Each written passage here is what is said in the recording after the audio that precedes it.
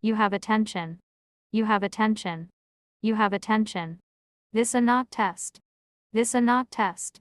Welcome to the Office Security Emergency Alert System. Winter storm warning remains in effect from 6 p.m. this evening to 6 p.m. CST Tuesday. What? Heavy mixed precipitation possible. Total snow.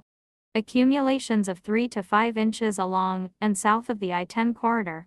Total snow accumulations of 1 to 3 inches for areas north of the I-10 corridor and southwest of Metro Houston. Ice accumulations of up to 1/10 of an inch possible mainly along and south of the I-10 corridor. Where? Portions of south central and southeast Texas. When? From 6 p.m. this evening to 6 p.m. CST Tuesday. Impacts. Roads and especially bridges and overpasses will likely become slick and hazardous. Plan on slippery road. Conditions.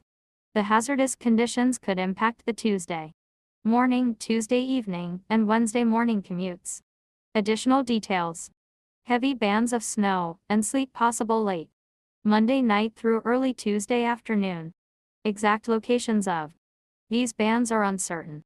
Possible heavier bands of snow could result in localized accumulations greater than 5 inches.